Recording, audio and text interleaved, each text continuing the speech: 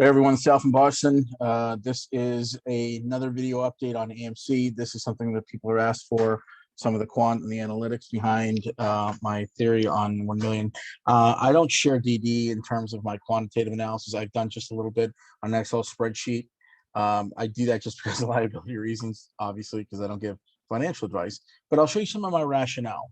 And I think that's good enough. I think you'll understand where it's coming from. And I think you'll understand why I'm, taking the position that I'm taking in regards to this. So I don't know how many of you guys actually know what this is we're looking at. This is a Bloomberg screen, right? So I have access to this, and I've got access to most of the records that I've seen for AMC and GME. This particular page has everything from the options chains, people that are shorting us, people that have calls and puts on us, you name it. It's got it all there, all of the bad guys, really. And it stretches back for a significant amount of time. A lot of shorts, and that's kind of interesting. It also has, all the historical data that it comes with it, increasing of shares. So 537, and it just keeps going and going, and well, you see what they've done. So they've got a significant position in this, and it's kind of neat, You see how the other sides are working together. But these are institutional sellers, right? These are people like us that own stock in AMC, and I want to show you some things that I figured out, and I want to share with you. And I've taken some of this data, right, the relevant stuff, the institutional data, and I slapped it into this. It's a Excel spreadsheet, right? I want to show you what I've done. So these are all the institutional holders of AMC. There is roughly 300-ish, 398, I think. Yeah, 398. Of institutional sellers. I have taken them and I thrown them into a chart, pivot tables and a chart. And I want to show you guys a couple things. So these are all the institutional holders, right? 29%, the big block goes to Vanguard and then BlackRock and all the other smaller firms that have shares and holdings within AMC that are less than 1%. They're all here. It goes all the way down to literally one share. There are institutions that literally hold one share of AMC, which is kind of interesting, I thought. Why, I don't know. It's just a strange thing. Like I said, my sources from Bloomberg. The institutional holding is 163 million. Shares outstanding is 507. The float, 448. 560,000, so on and so forth. And if you take a look, this is essentially mathematics of the quant that I did with the float. Okay, I started doing the float plus, well, actually multiplied by how many times over we've purchased it. I thought that was interesting. I thought maybe this would be something that you'd find useful and you'd find value in. When I did the math and I started to calculate what it would look like, in like a pie chart, and how this would all be accomplished, I found some really interesting answers to it. And I want to share that with you, okay? So hold on one second. Okay, guys, so this is what it looks like. This is the chart that I've made up, and I want to just explain it to you real quick. So from the data analytics that I've done, I found out the float has 507 million, and the institutional holdings, including the float and the retail investors, what we have. And I wanted to put that all together and put it in a nice, neat graph so you can take a look at it. Okay, so let's say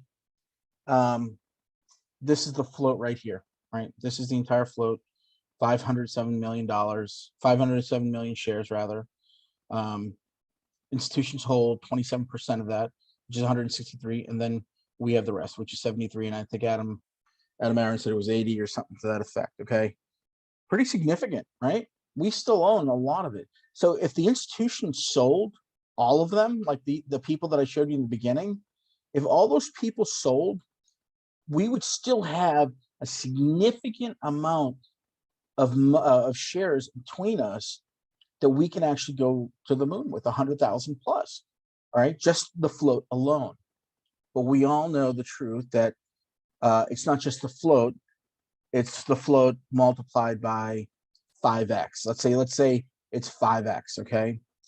Then the institutional holders become 7%, and us, the retail investor, has over 2 billion shares that they have to buy back. 2 billion. That means these guys right here, the institutional holders, right? Those numbers, right? 163 million, they can sell all of their stuff all at one time or whenever, and we still hold 2 billion shares that the hedge funds have to buy back. Crazy numbers, right? How about 10x? What about 10 times the float? Then what? 4% of institutional holding. That's 100, same number, but look how many shares that they have to buy back from us. 4 billion with a B, okay? What if we did 15? Then it becomes 2% of the float. The actual float, which has been, I mean, we're talking about 15 times we bought this float over. We're just throwing numbers out there, right? 2%, that's 2% of the entire float, and we hold 6 billion shares. 6 billion. How about 20? Less than 2%, 163. We have almost 9 billion shares that they have to buy back. Insane, right? Crazy numbers. We know for a fact that this stock has been shorted so many times over that we have bought the float multiple times. We just don't know how many. It's somewhere between here and here for most people. For me, I did my math, I did my quantitative analysis starting back in 2015 because I knew that the same people that were here before, the shorts, these guys right here, has been using AMC as the milking cow for a significant amount of time since 2015. So they've been producing naked shorts. It's my belief they've been producing naked shorts since 2015, and the number is actually closer to 15, 20x the float. If you look at the numbers from 2015 to now, you'll see the same pattern you're seeing in early January, right? And they've been naked shorting. They've been taking investors. They lure them in. They take their money away, and that's it. That's what they do. That's exactly what they do. I believe it's somewhere here, but even if it's just here and here, we'll be able to break 500,000 easy. Easy 500,000. 10 times the float, 5 times the float, significant amount of money. So we have people that are saying, oh, we're going to bracket, we're getting out between, X amount of dollars or whatever. Why? Why would you do that? That's so silly. If you have even 5 times the float, which is 2 billion shares they have to buy back, look at the number. Why would you sell your 3,000 shares or whatever at like $3,000? It's absolute foolishness. Foolishness. These institutional holders, though, they're going to be coordinating. Now, I've put the premise out here. They're all just going to sell out at once. That's not going to happen.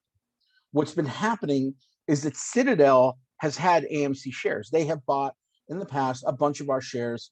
They own them, and they've been selling them to their friends, people within the industry, and they're doing a strategic sell-off. And I'll cover that in the next video. Don't miss that one. That will save you a huge amount of stress and a heartache if you miss that one. Don't miss that one. But I want to ask you something, and it's an honest to God question.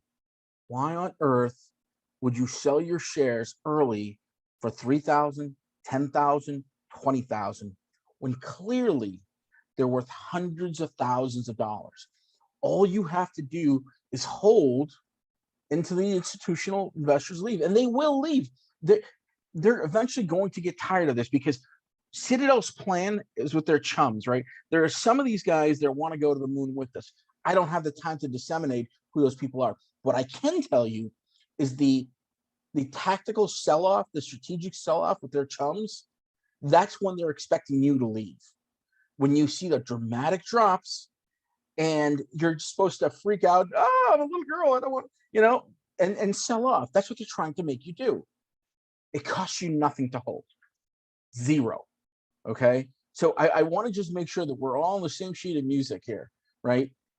We own all this, all of it. We own all this, maybe all this. Huge numbers, huge.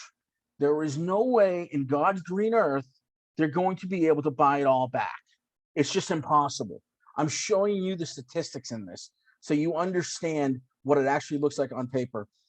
It's impossible. If you sell early, you are robbing yourself. If you are, there's no other way to put it. If we own even just 5 times the float, 2 billion shares they have to buy back. Look at these people. Look at these clowns. They have to buy back billions and billions of shares. 55 financial institutions that are worth in the trillions. They have to buy back all of this, all of that, all of this, all of that, all of it. It's huge. These numbers are crazy numbers. That's why this whole thing has been driven the way that it has, how we've been effed with on every avenue, right? They made us look bad on TV. They brought FUD. They brought shills into the groups. They have done anything and everything to disrupt the operational tempo of the retail investor in the AMC shareholder community. They've done everything, but we will not sell. We are retail. We will not sell. We will dictate the price. And my price is $1 million.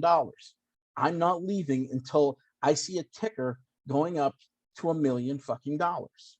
It's just the way that it is, because I know what I have. I really know what I have.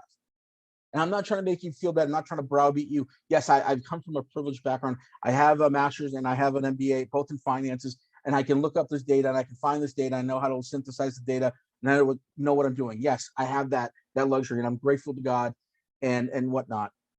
But I'm telling you guys, right? Look at the amount of shares they have to buy back. That's astronomical, in the billions. And as long as we hold, as long as we don't sell, we'll reach insane numbers, crazy numbers. The numbers that you're looking for to change your life, the real numbers that are going to produce life-changing wealth. That is what we have in our hands. And in my next video, I want to talk about the strategic sell-offs, how this whole thing will come together, how it's all going to be put together, what they've done so far, and how you are to behave if you're a retail investor. Of course, this isn't financial advice. This is suggestions, mere suggestions from a guy from Boston. That's it. And I'll show you how it's all going to be worked together and coordinated, how there's going to be price. Basically, they're allowing their friends to sell off at a certain price, and the price drops dramatically. And that's what we're going to expect to see. Okay, so I will show you that on the next video. Thank you very much for joining me. This is Al from Boston signing out. If you like my content, please feel free to share it with somebody else, with your friends, the other A community, and I'll talk to you next time. Signing out. Bye.